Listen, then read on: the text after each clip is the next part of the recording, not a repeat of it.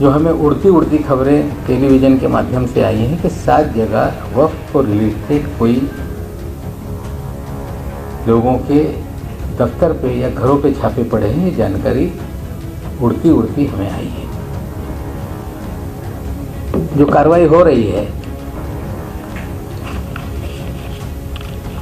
वो पूना का एक ट्रस्ट है, ताबूत इनाम एंडोमेंट ट्रस्ट मुड़सी जिला पुणे। ये वक्फ बोर्ड के अंदर ताबूत इनाम endowment trust taluka Mudsi, endowment trust taluka Mudsi Pune district, जो वक्फ बोर्ड के पास रजिस्टर है MSBW/PUN 131/2009 19/5/2009 को ये चैरिटी कमिश्नर के पास से वक्फ बोर्ड के पास ट्रस्ट ट्रांसफ़र हुआ डीम्ड रजिस्ट्रेशन से। वक्फ एक्ट 1995 महाराष्ट्र में जब लोकशाही आघाड़ी की सरकार बनी उस समय वक्फ एक्ट को लागू किया गया और वक्फ एक्ट लागू होने से जो भी चैरिटी कमिश्नर के पास संस्थाएं रजिस्टर थी उसका रजिस्ट्रेशन डीम रजिस्टर करने का निर्णय चैरिटी कमिश्नर ने भी लिया और तत्कालीन सरकार में उस वक्त मैं राज्य मंत्री था, हमने भी बुलाकर वक्फ एक्ट 1995 हमने लागू कराया।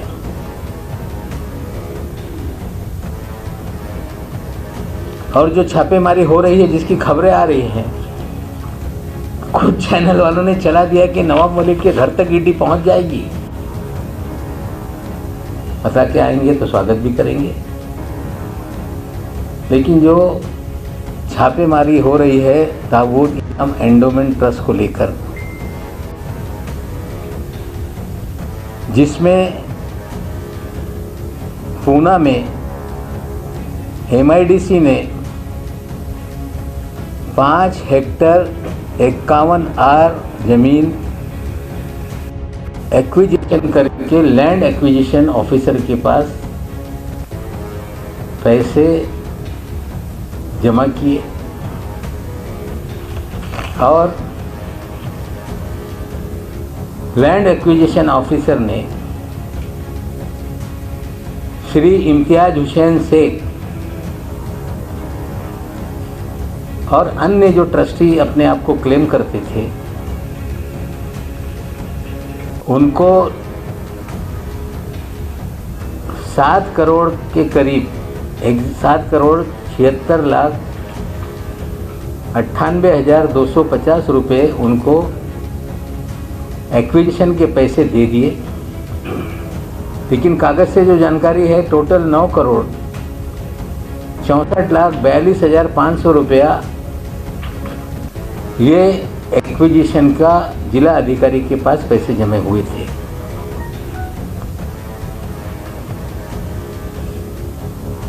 जो एक बनावट कागज पत्र के आधार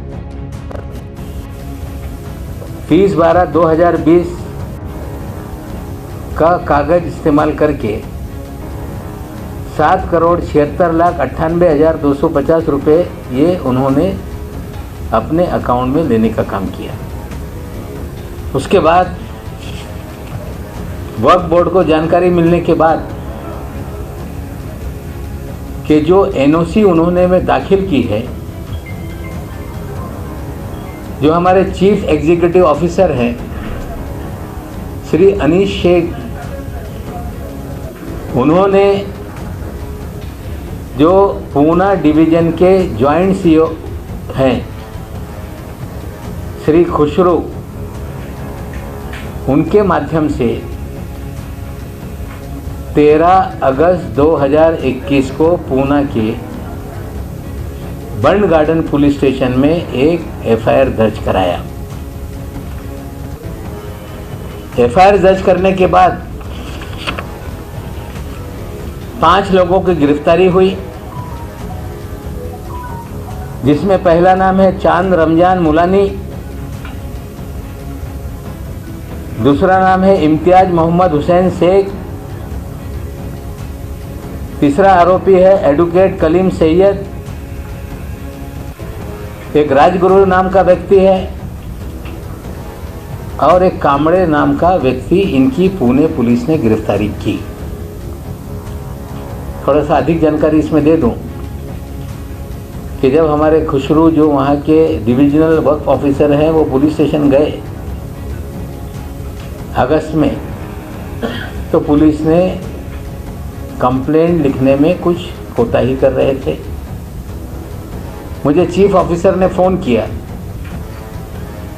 कि हमारा divisional work officer burn garden police station पहुंचा है, उसकी एफआईआर दर्ज नहीं हो रही है। जो अमिताभ गुप्ता जी कमिश्नर है पुणे के, उन्हें मैंने फ़ोन किया और बाद में सीओ साहब का फ़ोन आया कि 1 घंटे के भीतर बुलाया गया है और एफआईआर दर्ज किया गया। पुलिस की जांच चल रही है। 3 लोगों को उसमें बेल हुआ है, 2 लोग अभी भी पुलिस की कस्टडी में है, पुलिस जांच कर रही है। मैं आपको बता दूं कि मेरे माइनॉरिटी डिपार्टमेंट के चार्ज लेने के बाद वक्फ डिपार्टमेंट की जो हम मिनिस्टर हैं, वक्फ एक्ट के तहत बोर्ड ये पूरी तरह से वक्फ एक्ट के तहत काम करने के लिए उन्हें आज़ादी है। अगर कोई हमारे पास कंप्लेंट आती है उसकी जांच हम बिठा सकते हैं। और महाराष्ट्र के इतिहास में पहली बार 10 वक्फ बोर्ड के मेंबरों की नियुक्ति हुई, जिसमें 2 मेंबर ऑफ पार्लियामेंट की नियुक्ति की गई। चुनाव के जरिए 2 विधायकों को वहाँ पे नियुक्त होना था, उसमें से एक विधायक का फॉर्म आया, उसकी नियुक्ति की गई। मुतवल्ली कोटे से 2 नियुक्तियां हुई, एक की उसमें देहांत हो गया, उसका भी चुनाव होने वाला है। एक एमएलए की सीट खाली है, उसका भी चुनावी प्रोसेस शुरू है। पहली बार महाराष्ट्र के इतिहास में फुल फ्लैज बोर्ड बना है। 26 तारीख के दिन चेयरमैन का भी इलेक्शन डिक्लेयर किया गया है और चुनाव के जरिए नया चेयरमैन आएगा। पहली बार महाराष्ट्र के इतिहास में जब से वक्फ बोर्ड महाराष्ट्र का बना, परमानेंट सीईओ वहां पे कोई अपॉइंट नहीं हो पाया था। हर बार एडिशनल चार्ज में सीईओ वहां पे काम करते थे। पहली बार महाराष्ट्र में 2 साल के लिए परमानेंट सीईओ की अपॉइंटमेंट हम लोगों ने की है। साथ ही साथ लगातार हमारे पास कंप्लेंट आती रही और हमने बोर्ड को, सारी सीईओ साहब को कंप्लेंट फॉरवर्ड की। कुछ डायरेक्ट कंप्लेंट उन्हें मिलती रही और बोर्ड ने इस साल भर में 7 एफआईआर दर्ज करने का काम किया है। एक एफआईआर है ताबूत एंडोमेंट ट्रस्ट जिला पुणे का, दूसरा एफआईआर है जुम्मा मस्जिद बदलापुर जिला ठाणे, तीसरा एफआईआर है दरगाह मस्जिद गैबी पीर चिंचपुर आष्टी जिला बीड़, चौथा एफआईआर है मस्जिद देवी नीमगांव तालुका आष्टी जिला बीड़, पांचवा एफआईआर है दुर्गा बुरहान शाह ईदगाह जिंतूर रोड परभनी, छठा एफआईआर है मस्जिद छोटा पंजतन परतपुर जिला जालना, सातवां एफआईआर है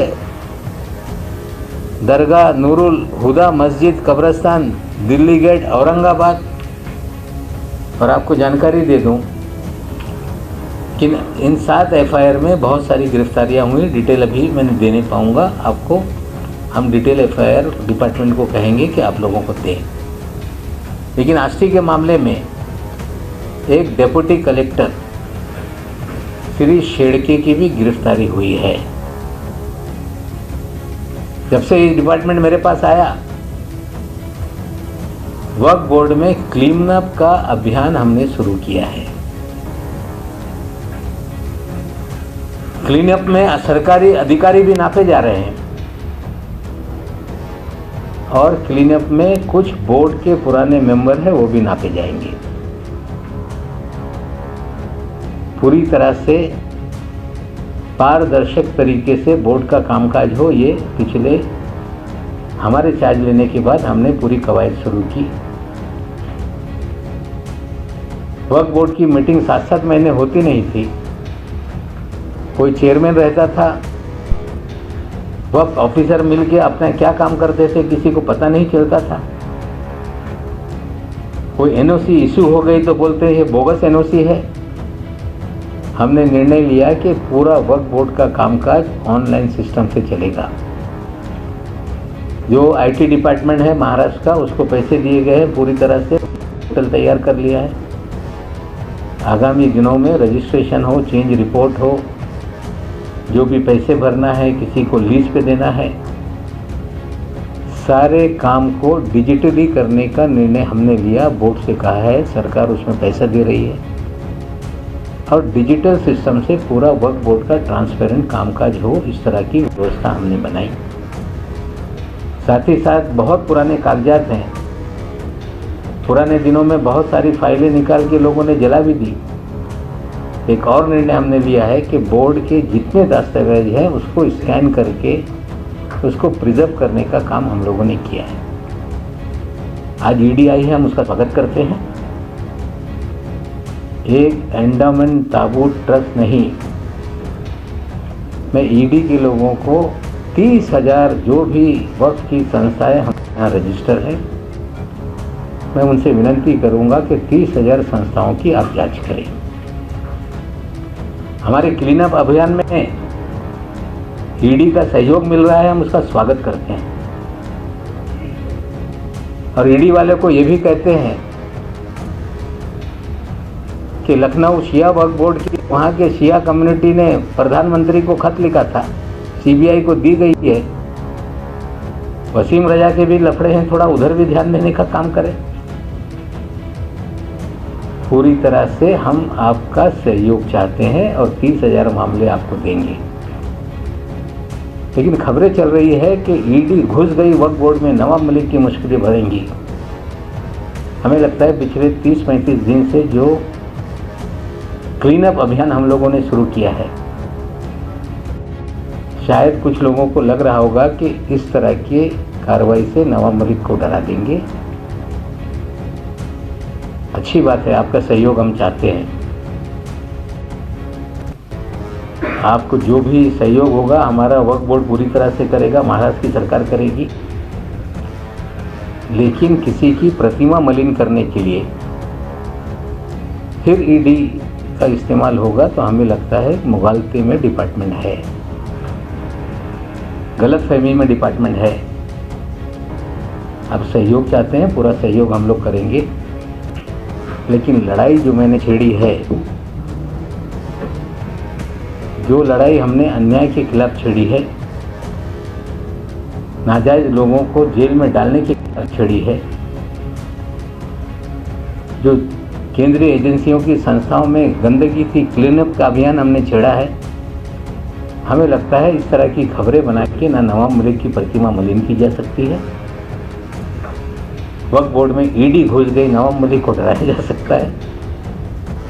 हम स्वागत करते हैं, एक एंडोमेंट ट्रस्ट नहीं, 7 एफआईआर जहाँ जहाँ हैं वो पहले ताबे में ले लें। और जितनी वक्फ की संस्थाएं हमारे यहाँ रजिस्टर है, हम मांग करते हैं कि ईडी सभी संस्थाओं की जांच करे ताकि जो क्लीनअप अभियान हमने चलाया है उसमें आपका सहयोग मिले। धन्यवाद।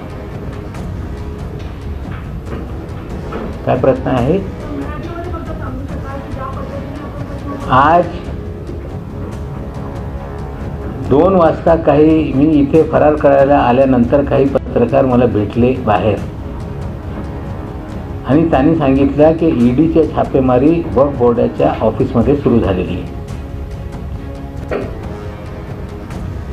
आणि मी काही बातमी ऑनलाईन पाहिली.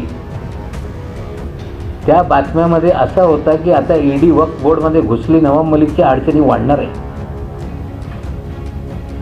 आपल्याला मी सांगू इच्छितो की मुळशी तालुक्यातला ताबूत एंडोमेंट ट्रस्ट पुणे येथे एक भूसंपादन जे MIDCने केला होता 5 हेक्टर 51 आर, त्याच्या बनावट कागदपत्राच्या आधारावर जवळपास 7,76,98,250 रुपये चांद रमजान मुलानी, इम्तियाज मोहम्मद हुसैन या इस्मानी स्वतःच्या अकाउंटमध्ये पैसे घेतले होते. वक्फ बोर्डाला ही माहिती मिळाल्यानंतर वक्फ बोर्डाचे chief executive officer Shri Anish Sheikh यांनी 13 ऑगस्ट 2021 रोजी पत्राद्वारे बंड गार्डन पोलीस स्टेशनमध्ये तक्रार करण्यासाठी जे डिव्हिजनल वक्फ ऑफिसर आहे श्री खुशरू यांना लेखी तक्रार घेऊन पाठवलं होतं. बंड गार्डन पोलीस स्टेशनने ती तक्रार घेतली नाही. त्या दिवशी संध्याकाळी तेव्हाच मला अनीश शेख यांचा फोन आल्यानंतर मी अमिताभ गुप्ता यांना फोन करून सांगितलं की गंभीर विषय आहे, तात्काळ तक्रार दाखल करा. ते FIR दाखल करण्यात आलं आणि त्या FIRमध्ये 5 लोकांना अटक झाली. चांद रमजान मुलानी, इम्तियाज मोहम्मद हुसैन शेख, ॲडव्होकेट कलीम सय्यद, राजगुरू आणि कांबळे नावाचे 5 ग्रस्तांना याच्यात अटक करण्यात आली. जे पैसे लँड ॲक्विजिशन ऑफिसरनी त्यांच्याकडे वर्क केला होता ते पैसे जप्त करण्यात आले. आणखीन काय तपास आहे त्याची माहिती मी देऊ शकत नाही. आणि पुण्याच्या बंड गार्डन पोलीस स्टेशनमध्ये या बाबतीत सविस्तर माहिती आपण घेऊ शकताय. आणि या महाराष्ट्रामध्ये नवीन सरकार आल्यानंतर नुसता एकच पुण्याच्या FIR दाखल झालेला नाही, एकंदरीत 7 FIR आम्ही लोकांनी दाखल केलेल्या आहे. एक पुणा एंडोमेंट ट्रस्टच्या, दुसरा जुम्मा मस्जिद बदलापूर, तिसरा दुर्गा मस्जिद, दर्गा मस्जिद गैबीपीर चिंचपूर आष्टी जिल्हा बीड, मस्जिद देवी निमगाव तालुका आष्टी जिल्हा बीड, दुर्गा बुरहानशाह व ईदगाह दर्गा बुरहानशाह अँड ईदगाह जिंतूर रोड परभणी, मस्जिद छोटा पंजतन परतूर जिल्हा जालना, 7वा दुर्गा दर्गा नूरुल हुदा मस्जिद कब्रस्तान दिल्ली गेट औरंगाबाद. आणि याच्यात एक आष्टीच्या प्रकरणामध्ये डेप्युटी कलेक्टर श्री शेळके यांना पण अटक झालेली आहे. आम्ही नवीन सरकार आल्यानंतर पहिल्यांदा महाराष्ट्राच्या इतिहासामध्ये आजपर्यंत 10 लोकांच्या बोर्डावर नियुक्ती झालेली. त्याच्यात खासदार, आमदार, वकील, मुतवल्ली, इस्लामिक स्कॉलर असं सगळ्या याच्यातून नेमणुका झालेल्या आहे. एक रिक्त जागा आमदारांची आहे, कोणी फॉर्म भरला नाही त्यासाठी पुन्हा निवडणूक लागलेली आहे. एक महिला मुतवल्ली त्यांच्या देहांत झालं त्याची पण निवडणूक जाहीर करण्यात आलेली आहे. 26 तारखेला वक्फ बोर्डचे चेअरमॅनची निवडणूक आहे. महाराष्ट्रामध्ये कधीही या बोर्डाला परमनंट चीफ एक्झिक्युटिव्ह ऑफिसर मिळाले नाही. पहिल्यांदा 2 वर्षासाठी परमनंट CEO आपण अपॉइंट केलेलं आहे. बऱ्याचशी तक्रारी येत राहत आहे, लोकांची कामं प्रलंबित राहत आहे. या बोर्डामध्ये बरीचशी तक्रारी होती की आमची कामं करण्यासाठी काही लोक पैसे मागत आहेत. हे सगळी परिस्थिती पाहताना आम्ही वक्फ बोर्डाचं सगळं कामकाज ऑनलाईन करण्याचा निर्णय घेतला. IT डिपार्टमेंटनी सगळं पोर्टल तयार केलेलं आहे. आगामी काळामध्ये ते लॉन्च होईल. काही फाईली घाल करण्याच्या पण तक्रारी मिळत होती, त्यासाठी स्कॅनिंग करण्याचा डॉक्युमेंट निर्णय घेण्यात आलेला आहे आणि या एकंदरीत पारदर्शी कामकाज करण्याच्या क्लीनअप अभियान आम्ही सुरू केलेलं आहे. पण या इंडोमेंट टाबू ट्रस्टच्या प्रकरणामध्ये काही लोकांनी मला माहिती दिली किंवा आम्ही पाहतोय की 7 ठिकाणी ईडीच्या छापेमारी सुरू आहे. छान आहे, त्यांचं स्वागत करू. त्यांना पाहिजे असतील तर 7 प्रकरणं देऊ. मी त्यांना विनंती करतोय की 30,000पेक्षा जास्त ट्रस्ट आमच्याकडे रजिस्टर आहे. सगळ्या क्लीनअप अभियानमध्ये ईडीनी पण आम्हाला मदत करावी, मी त्यांना विनंती करतोय. पण ज्या पद्धतीने बातमी पेरण्यात आली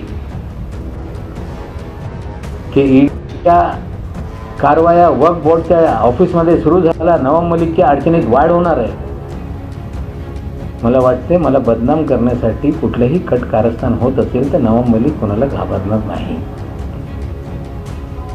तुम्ही तपास करा. पुन्हा ईडीचा वापर करून नवाब मलिक हे गप्प राहील.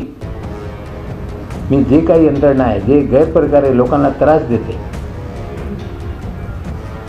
कायद्याचा वापर करून लोकांना तुरुंगात टाकते, विरोधी पक्ष नेते बोलत राहतात की अर्धा मंत्रिमंडळ तुरुंगात जाईल. हे कोणीतरी भाजपचा नेता उठतो आणि सांगतो आता ईडी यांच्या घरी येणार आहे. भाजपचे लोक फेसबुकवर पोस्ट टाकताय, ट्विटरवर पोस्ट टाकताय, नवाब मलिक आता तुरुंगात जाणार आहे. त्यांना कळत नाही की नवाब मलिक याला धमकी आली की जीवी तुम्हाला मारण्यात येईल, तुमचा शूट करून टाकू, नवाब मलिक मारायला घाबरत नाही. नवाब मलिक तुरुंगात जायला घाबरत नाही. तुम्ही जे काही तुम्हाला तपास करायचा असेल, आता ईडीची कारवाई सुरू केली, CBI पाठवा, NIA पाठवा, जे काही आहे तुम्ही माझ्या मागे लावा. पण हे जे लढा मी या राज्यात निर्माण केलेला आहे, मी अजिबात थांबणार नाही. ज्या प्रकारे माझी प्रतिमा मलिन करण्याचे हे प्रयत्न सुरू आहेत, त्यांना जे काही सहयोग असेल आमच्या वक्फ बोर्डाचे अधिकारी करतील. आमचे मंत्रालयातले जे डेस्क ऑफिसर आहे, ॲडिशनल चीफ सेक्रेटरी आमच्या डिपार्टमेंटचे आहेत, तेच ज्या काही कागद त्यांना पाहिजे असतील किंवा माझ्या घरी छापा टाकायचे असेल, पूर्णपणे आम्ही सहयोग करायला तयार आहे.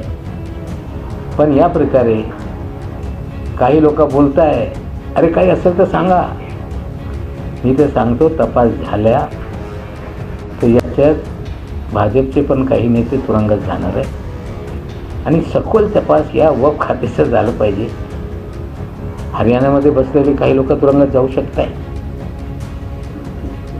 काही मुंबईमध्ये बसलेले लोक तुरुंगात जाऊ शकत आहे. माझी तर इच्छा आहे याची संपूर्ण चौकशी करून जे कोणी गुन्हेगार असेल त्याच्यावर कारवाई झाली पाहिजे आणि ईडीचा सहयोग आम्हाला मिळते, त्याचे आम्ही स्वागत करतो. उत्तर प्रदेश के जो शिया वक्फ बोर्ड था, वहाँ पे शिया समुदाय के लोगों ने प्रधानमंत्री को खत लिखा था कि वसीम रजा नाम के एक वक्फ बोर्ड के चेयरमैन थे. प्रधानमंत्री ने CBI के द्वारा जांच करने के लिए ऐलान किया था. हमें लगता है थोड़ा वहाँ ध्यान देंगे तो ज़्यादा चीज़ें सामने आएंगी. किस तरह की शिकायतें कौन सी? नहीं, शिया वक्फ बोर्ड का, वहाँ के शिया वक्फ बोर्ड के वसीम रजा जो है, मतलब पूरे नाम मैं मिस कर रहा हूँ, जो शिया वक्फ बोर्ड के चेयरमैन थे, उनके खिलाफ कम्युनिटी ने कंप्लेंट की थी. शायद CBI को मामला दिया गया है, लेकिन ठंडे बस्ते में है, थोड़ी सी तेज़ी उसमें भी आनी चाहिए.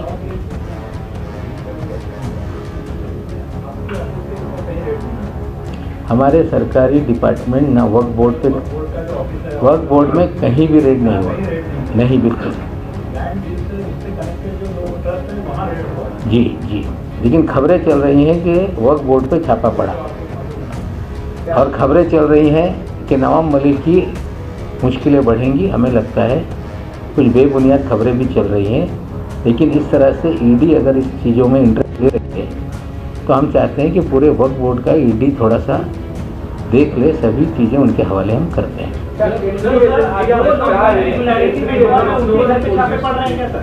मुझे जानकारी नहीं, कहीं छापे पड़ रहे हैं, 7 जगह छापे, आप ही लोग खबर दिखा रहे हैं। और खबर में ये भी कहा जा रहा है कि वक्फ बोर्ड पे छापा पड़ रहा है, कोई वक्फ बोर्ड पे छापा नहीं। और खबर में ये भी दिखाया जा रहा है कि इमाम मलिक की परेशानी बढ़ेगी। मुझे लगता है एक कैंपेन मेरी छवि को बिगाड़ने का या मुझे डराने का चल रहा है, लेकिन इस तरह से गलत खबरों से कोई भी किसी की छवि नहीं बिगड़ती। वो तो ईडी बताएगी। अनऑफिशियल बताने के बजाय ईडी की जिम्मेदारी बनती है कि ऑफिशियल प्रेस नोट निकाले। क्या देवेंद्र फडणवीस ने ये कंप्लेंट की है कि भारतीय जनता पार्टी के नेताओं के कंप्लेंट पे ये कार्रवाई शुरू हुई है? कब एफआईआर लिया गया? कैसे ईडी का जुरिडिक्शन बन गया? ये मैं चाहता हूं कि ईडी इसका सोर्सेस से खबरें फैलाने के बजाय तात्काल प्रेस नोट निकालकर पूरे देश को जानकारी दे। केंद्रीय एजेंसियों का इस्तेमाल जो महाविकास आघाड़ी हम डरते नहीं है। इस तरह के जो भी केंद्रीय एजेंसियों के जरिए डराने की कोशिश की जा रही है, उससे महाराष्ट्र की सरकार, महाराष्ट्र के मंत्री, महाराष्ट्र के नेता, कार्यकर्ता डरने वाले नहीं हैं।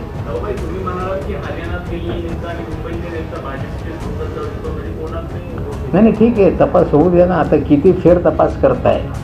आणि आजच मी सांगतोय की राष्ट्रवादी काँग्रेस पक्षाने ठरवलेलं आहे, आमच्याकडे जे काही तक्रारी ईडीकडे नेत्यांची आहे, एक कव्हरिंग लेटर तयार करून राष्ट्रवादी काँग्रेस पक्षाच्या डेलिगेशन सगळे प्रकरण घेऊन ईडीच्या कार्यालयात जाणार आहे की हे तपास का थांबलेले आहे, या तपासाला तुम्ही गती का देत नाही.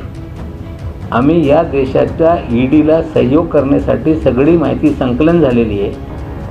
आगामी काळामध्ये आमचे नेते, आमचे अध्यक्ष जयंत पाटीलजी, सगळे मंत्रिमंडळाचे सहयोगी, पक्षाचे नेते वेळ घेऊन सगळी माहिती कार्यालयात देणार आहोत.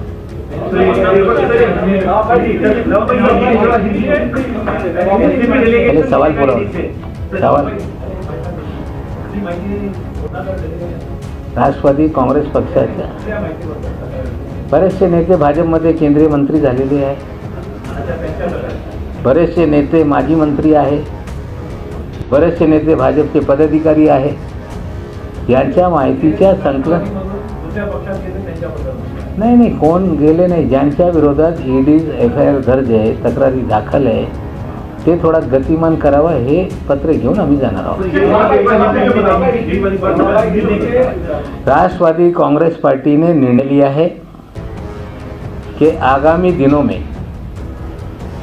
एक राष्ट्रवादी कांग्रेस पार्टी का डेलीगेशन राष्ट्रवादी कांग्रेस पार्टी के हमारे महाराष्ट्र के अध्यक्ष मंत्री जयंत पाटिल जी की अध्यक्षता में कई मंत्री साथी, कई विधायक, महाराष्ट्र के नेतागण, एक सारी जानकारी शायद ईडी के कार्यालय से शायद अगल बगल हो गई या उन पर उनका ध्यान ना हो, वो सारी जानकारी लेके ईडी कार्यालय में हम लोग जाएंगे और आशा करते हैं जो जानकारी हम उपलब्ध कराएंगे उस पर भी थोड़ा सा वो कार्रवाई शुरू करेंगे. ये कौन से नेता है, ये कौन से नेता है जिनकी फाइल, जब हम कागज देंगे सारे नाम सामने आ जाएंगे.